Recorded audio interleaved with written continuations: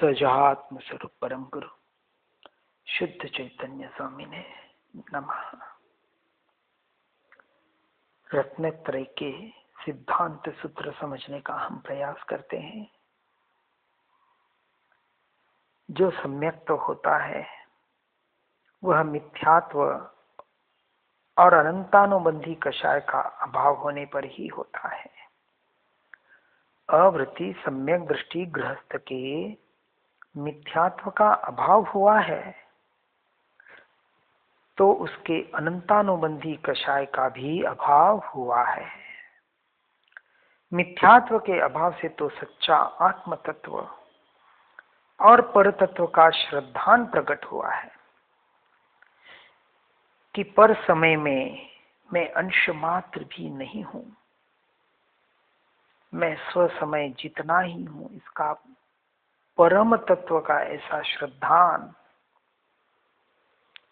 निर्णय टंकोत्कीर्ण हुआ है, भीतर से प्रकट हुआ है, जो कभी मिटने वाला नहीं है।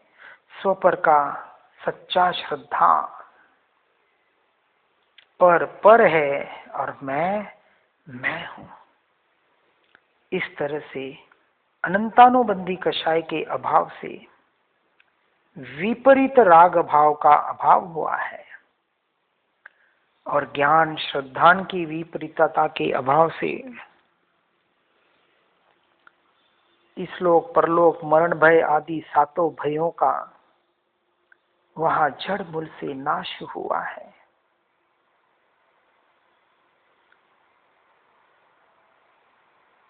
इस तरह से सातों भय अवरत सम्यक दृष्टि के नहीं है। इसी कारण उसे अपनी आत्मा का अखंड अविनाशी टंकोत्कीर्ण ज्ञान दर्शन स्वभाव का श्रद्धान होता है।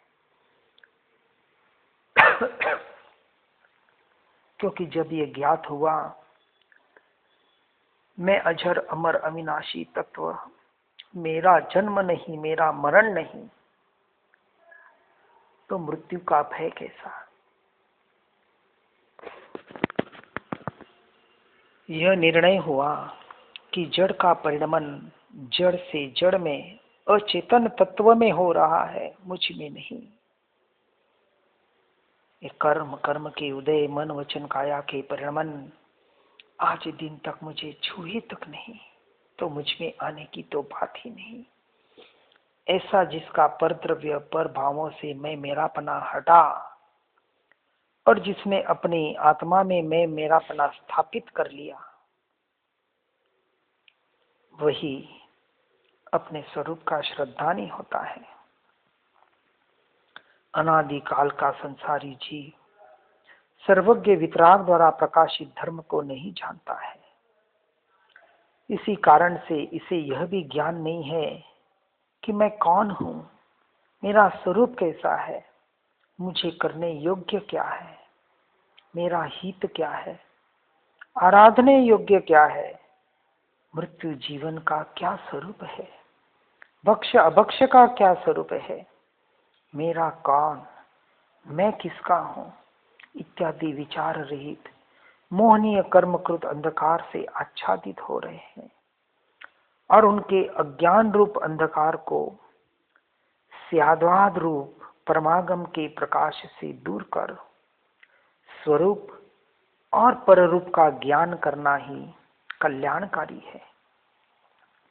और इसी के लिए स्वाध्याय और सत्संग की निरंतर हमें जरूरत पड़ती है और इसलिए सद्गुरु सत्य शास्त्रों की हमें बहुत आवश्यकता है यह निर्णय करने के लिए।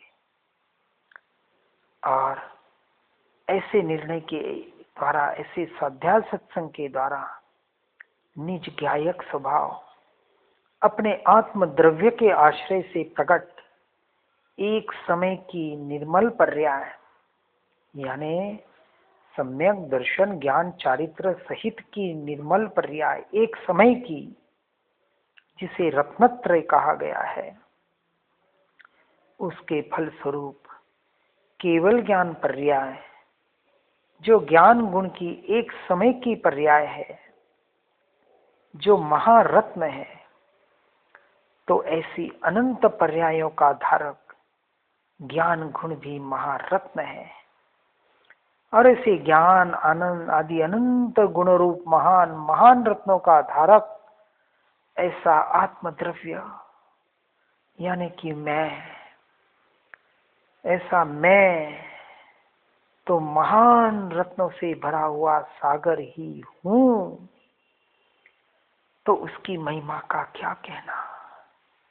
स्वयं की ऐसी महिमा है, अद्भुत स्वरूप की महिमा, अपनी महिमा, स्वयं के परमात्मा स्वरूप की महिमा।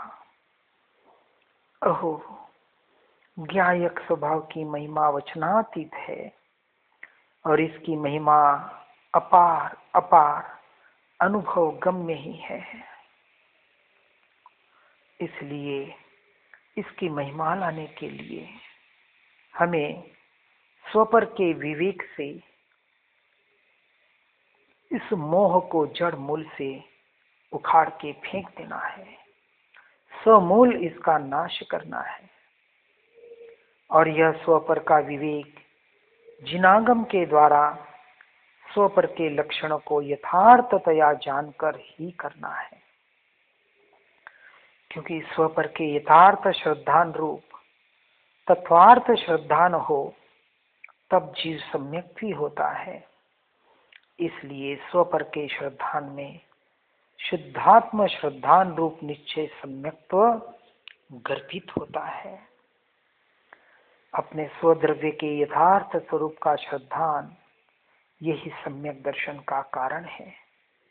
और सम्यक दृष्टि जीव नियम से पंच परावर्तन का अभाव कर, कौन से 5 रूपी प्रवर्तन जो अनादि से चल रहे हैं, द्रव्य, क्षेत्र, काल, भाव और भव, ये 5 परावर्तन, इनका अभाव करके सादी अनंत अविनाशी पंचम गति अर्थात मोक्ष सुख को प्राप्त करता है।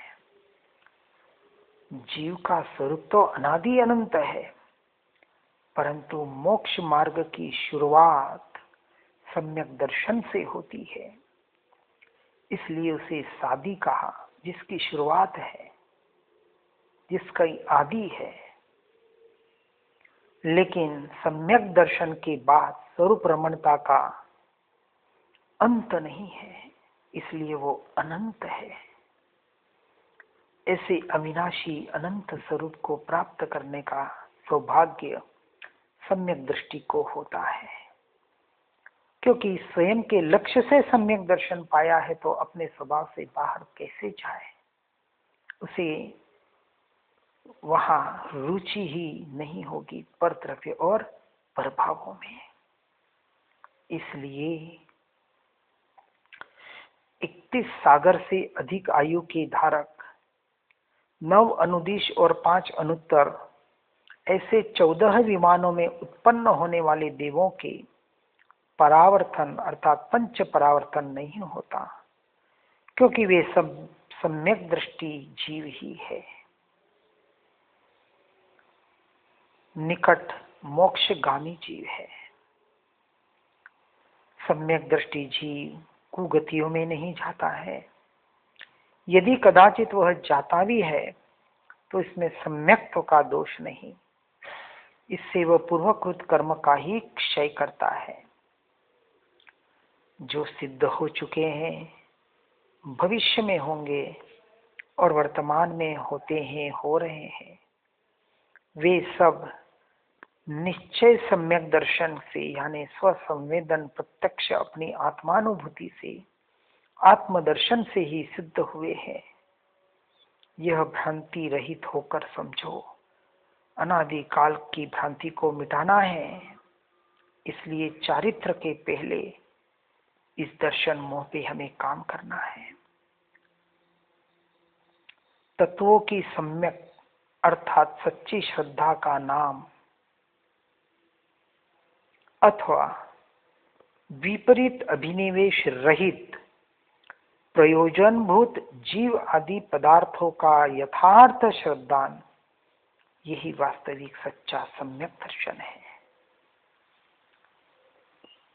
अतत्व में तत्व बुद्धि, अदेव में देव बुद्धि, अधर्म में धर्म बुद्धि इत्यादि विपरीत अभिनिवेश रहित ज्ञान को ही सम्यक विशेषण से कहना योग्य है।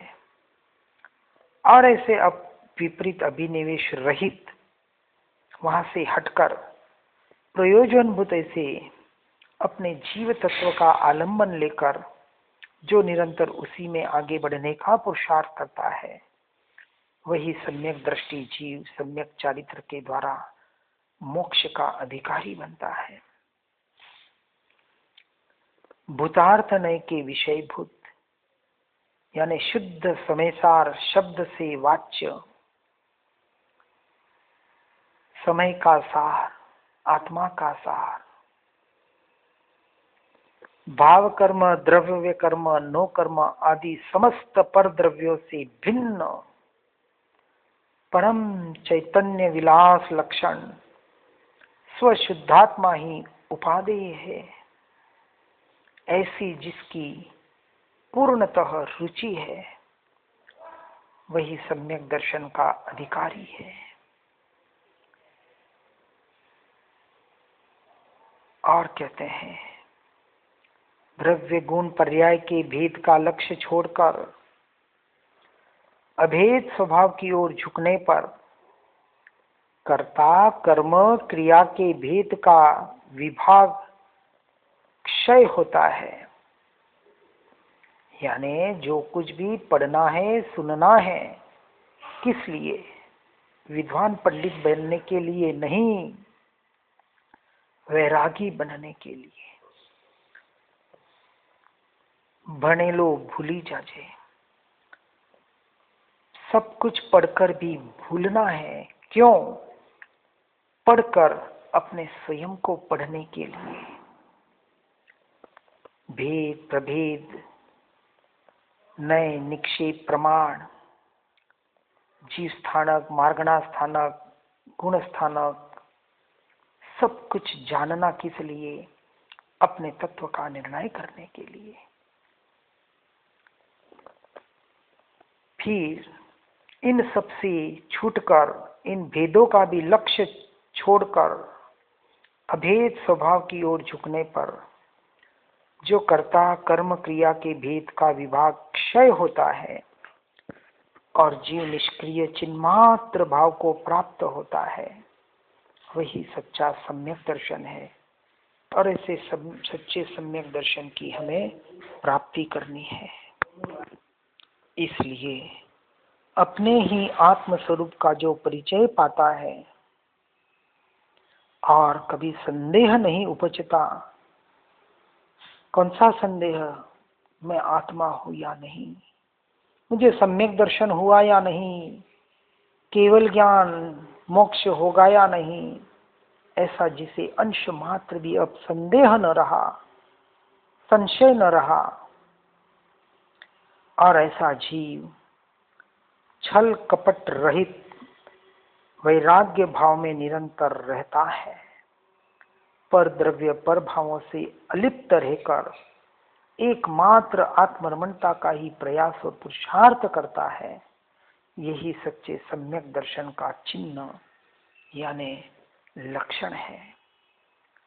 लक्षण को अपने अनुरूप हम कहाँ खड़े हैं वहाँ कंपैरिजन करके उसी में आगे बढ़ने का हर जीव प्रयास और पुरुषार्थ करे।